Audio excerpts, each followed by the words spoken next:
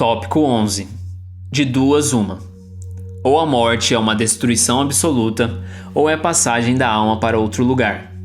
Se tudo tem de extinguir-se, a morte será como uma dessas raras noites que passamos sem sonho e sem nenhuma consciência de nós mesmos. Todavia, se a morte é apenas uma mudança de morada, a passagem para o lugar onde os mortos se têm de reunir, que felicidade é de encontrarmos lá aqueles a quem conhecemos. O meu maior prazer seria examinar de perto os habitantes dessa outra morada e distinguir lá, como aqui, os que são dignos dos que se julgam tais e não o são. Mas é tempo de nos separarmos, eu para morrer, vós para viverdes.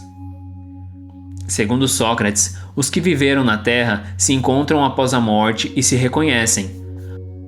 Mostra o Espiritismo que continuam as relações que entre eles se estabeleceram, de tal maneira que a morte não é nenhuma interrupção nem a cessação da vida, mas uma transformação sem solução de continuidade.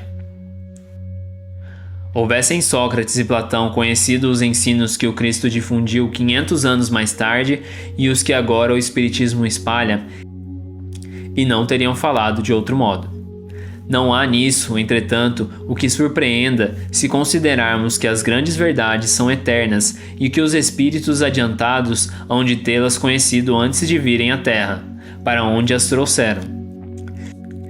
Que Sócrates, Platão e os grandes filósofos daqueles tempos bem podem, depois, ter sido dos que secundaram o Cristo na sua missão divina, escolhidos para esse fim precisamente por se acharem, mais do que outros, em condições de lhe compreenderem as sublimes lições.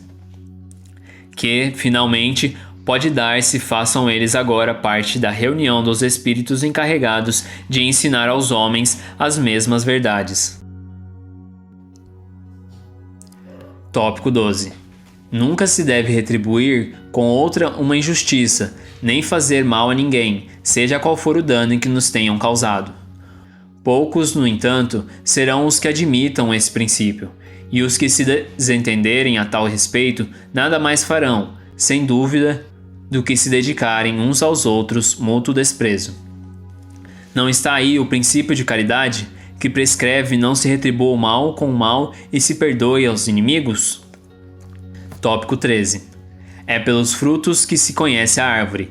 Toda ação deve ser qualificada pelo que produz.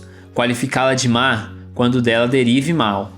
De boa, quando dê origem ao bem. Esta máxima, pelos frutos é que se conhece a árvore, se encontra muitas vezes repetida textualmente no Evangelho. Tópico 14. A riqueza é um grande perigo. Todo homem que ama a riqueza não ama a si mesmo, nem ao que é seu. Ama a uma coisa que lhe é ainda mais estranha do que o que lhe pertence. Tópico 15.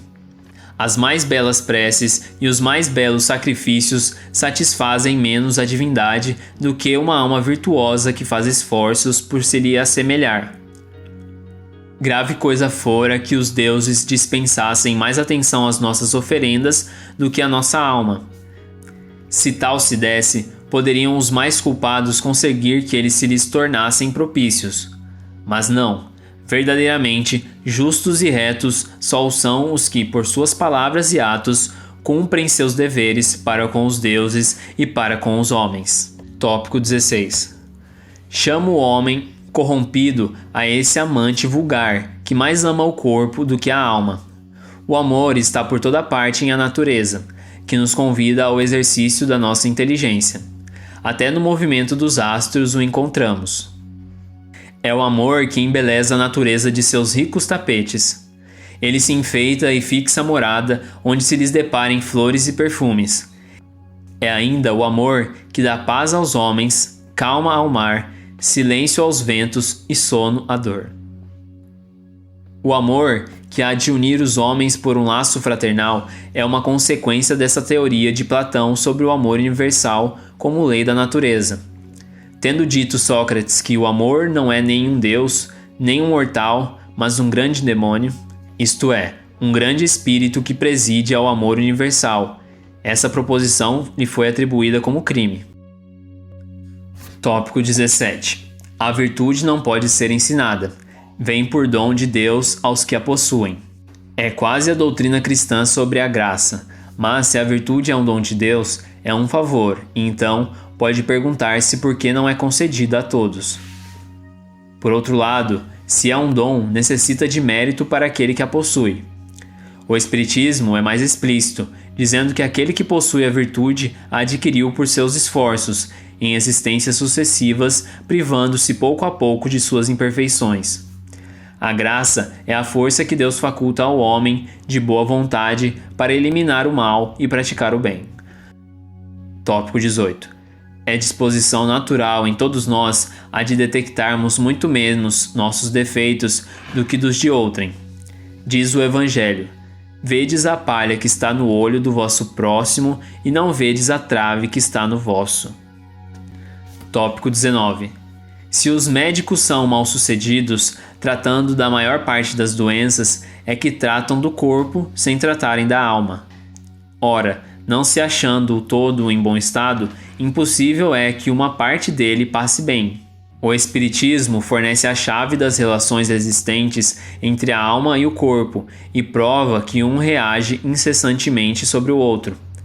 Abre, assim, nova trilha para a ciência. Com lhe mostrar a verdadeira causa de certos problemas, proporciona-lhe os meios de as combater.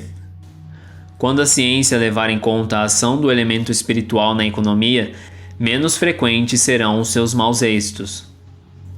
Tópico 20. Todos os homens, a partir da infância, muito mais fazem de mal do que de bem. Essa sentença de Sócrates fere a grave questão da predominância do mal na Terra, questão insolúvel sem o conhecimento da variedade de mundos e da destinação do planeta terreno, habitado apenas por uma fração mínima da humanidade. Somente o Espiritismo resolve essa questão, que se encontra explanada aqui adiante nos capítulos 2, 3 e 5. Tópico 21. Ajuizado será, não supondo que saiba o que ignora.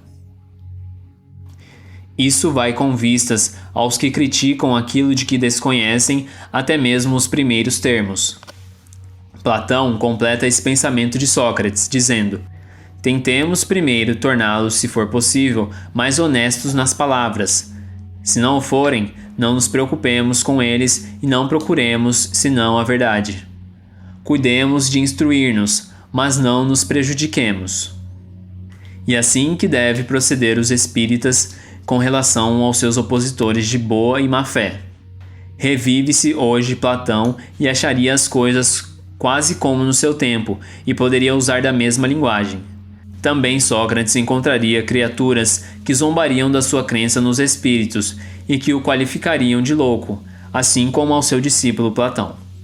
Foi por haver professado esses princípios que Sócrates se viu ridicularizado, depois acusado de impiedade e condenado a beber cicuta venenosa. Tão certo é que, levantando contra si os interesses e os preconceitos que elas ferem, as grandes verdades novas não se podem firmar sem luta e sem fazer sacrifício.